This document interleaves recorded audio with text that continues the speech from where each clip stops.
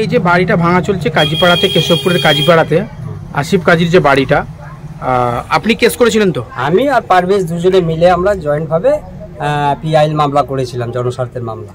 আজকে ভাঙা হচ্ছে? আজকে ভাঙা হচ্ছে। কি বিষয়টা ছিল, কেন কেস করেছিলেন? বিষয়টা বলতে গেলে কি, এই জায়গাটা সরকারি জায়গা। এবার আমরা যে এখানে বসবাস করি, আমাদের জনগণের জায়গা সকলেরই সংকীর্ণ হয়ে গেছে।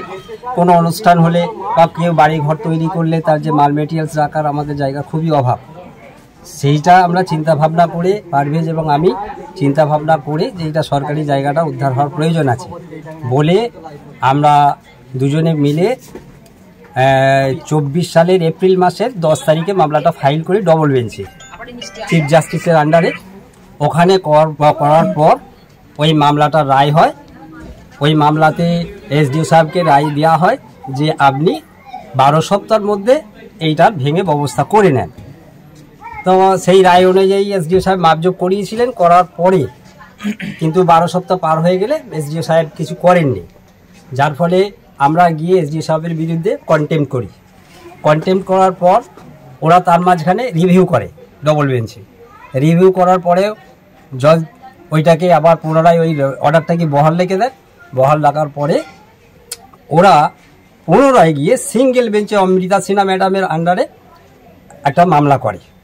এসডিও সাহেবের রায়টার উপরে চ্যালেঞ্জ করে গিয়ে ওরা মামলা করে।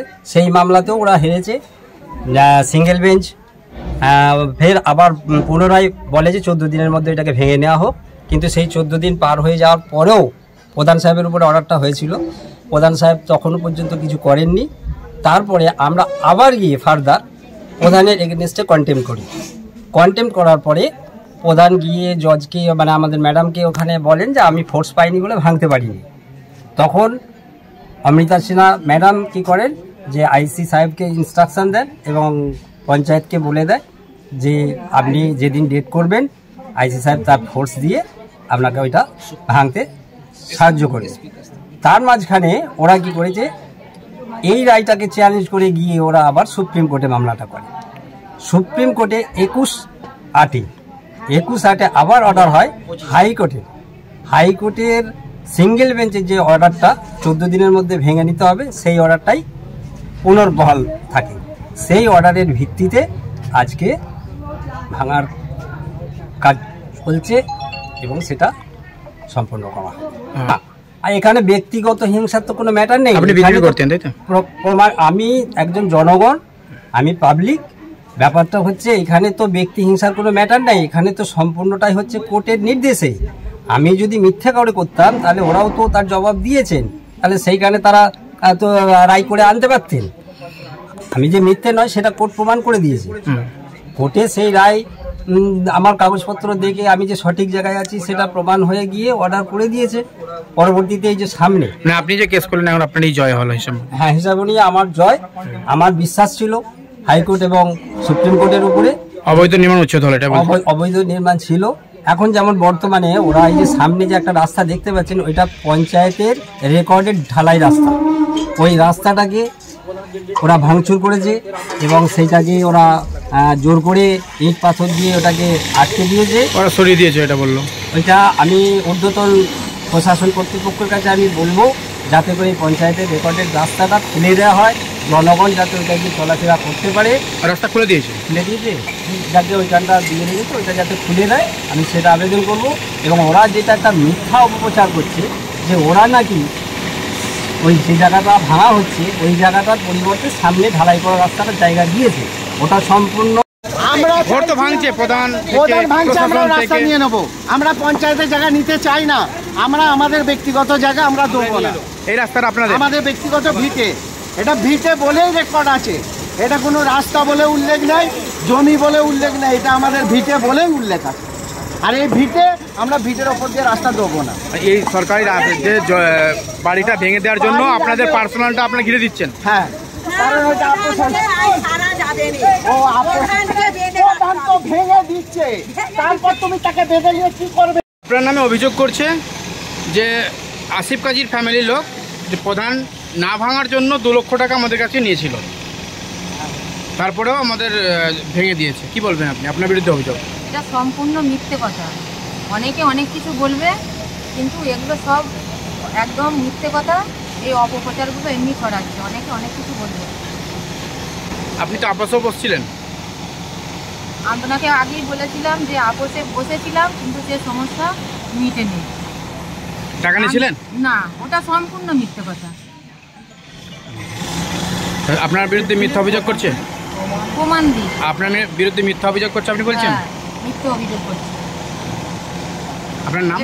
আমার নাম আরেফা বেগম। প্রধান? হ্যাঁ। কোন অঞ্চলে? মলয়পুর 2। আজকে এই যে রাস্তা ভাঙা, এই বাড়ি ভাঙা চলছে, তারপর রাস্তা ঘিরে দেওয়া হয়েছে, এটা আপনাদের জায়গা? হ্যাঁ, আমারই ভাবনা হয়। এটা ঘটনাটা বহুদিন আগের, 35 বছর। তখনকার নেতৃত্ব মনে করেছিল যে ওর বাড়ির ভিতরে সামান্য কিছুটা সরকারি জায়গা এসে শেষ হয়ে যায়, যেটাকে অন্ধ রাস্তা বলা যায়, তারপর আর জনগণের যাওয়ার জায়গা নেই। তো তখনকার নেতৃত্ব জনগণের সুবিধার জন্য চিন্তাধারা নিয়েছিল এই আসিফ কাজীকে বলে, এইখানে তার আম গাছ, তাল গাছ অনেক ছিল, তাকে বলে বুঝিয়ে এইটা কাটিয়ে পঞ্চায়েত এটাকে ঢালাই করে। বিনিময়ে এই জায়গাটার রাস্তা হচ্ছে 250, এই ঢালাই রাস্তার পরিমাণ 250। তার পরিবর্তে আসিফের ঘরের ভিতরে পড়েছে 1.34। সেই জায়গাটা আসিফ অ্যাকোয়ার করে। তো এই বিজেপির ছেলে একজন ব্যক্তি হিংসায় ওই ঘরের উপরে কেস করে। আসিফ কাজী যখন কেসটা হয়, আসিফ কাজী অসুস্থ হয়ে বর্ধমান হসপিটালে ভর্তি। সে পাল্টা হাইকোর্টে কেস লড়ার সুযোগ পায়নি, যার ফলে যখন এটা অর্ডার বেরিয়ে যায়, আসিফ কাজী তখন হসপিটাল থেকে বেরিয়ে পুনরায় রিভিউ করে। সেইটা নিয়ে সুপ্রিম কোর্ট পর্যন্ত গেছে। সুপ্রিম কোর্ট নির্দেশ দিয়েছে কাজী আসিফ ভেঙে যেন সরিয়ে নেয়, তার পার্সোনাল জায়গা, এখানে পঞ্চায়েত প্রশাসন কেউ যেন না আসে। কিন্তু সেটা সুপ্রিম কোর্টে পেন্ডিং আছে, এখনও তার ফয়সালা হয়নি। ইতিমধ্যে 3 তারিখে পঞ্চায়েত প্রধান কাজী আসিফের সাথে বসে একটা লিখিত চুক্তি করে নেয় যে জনগণের সুবিধার্থে, ঠিক আছে, এই জায়গাটা আসিফ কাজী পঞ্চায়েতকে দিল, আর পঞ্চায়েতের ওই 1.34 জায়গাটা আসিফ কাজী নিল। তাহলে ঘরও ভাঙা হবে না, রাস্তাও ভাঙা হবে না। আবার তো প্রধান এখানে আছে, প্রধান থেকেই তো ভাঙা হচ্ছে। প্রধান আজকে আবার উল্টো সুর গাইছে, তার লেখা পেপার। এই 3 তারিখে, আজ বেশি দিন নয়, আজকে হচ্ছে 11 তারিখ, 3 তারিখের ঘটনা, 3 তারিখে লিখে দিয়েছে। আর আজকে প্রধান আবার লোকজন নিয়ে এসছে এই ঘর ভাঙাতে। কত বড় জুলুম চলছে! একটা বিজেপির ছেলে কেস করলো, আর পঞ্চায়েতের এখানে তৃণমূলের প্রধান, সে আজকে তাদেরকে সাপোর্ট দিয়ে একটা মানুষের ঘর ভাঙাচ্ছে। মমতা ব্যানার্জি মানুষের ঘর করে দেয়, কারোর ঘর ভাঙায় না। আজকে দেখুন কিভাবে ঘর ভাঙতে এসছে তৃণমূলের প্রধান। এরা সত্যিই কি তৃণমূল নাকি এরা বিজেপির দালাল? এরা বিজেপির দালাল, বিজেপির দালাল এই প্রধান। সবার আগে এই প্রধানকে তাড়ানোর দরকার। বাঙালি মানে খাদ্য রসিক, আর ভাত ছাড়া বাঙালি দিনটা যেন অসম্পূর্ণ। পাতে ভাত না থাকলে ব্যাপারটা ঠিক জমে না। আর সুস্বাদু ভাতের জন্য দরকার স্বাস্থ্যসম্মত, সেরা ও বেস্ট কোয়ালিটির উন্নত মানের চাল। এখন বাজারে নানান কোম্পানির চাল থাকতে কোনটা হবে আপনার জন্য উপযুক্ত তা নিয়ে চিন্তিত?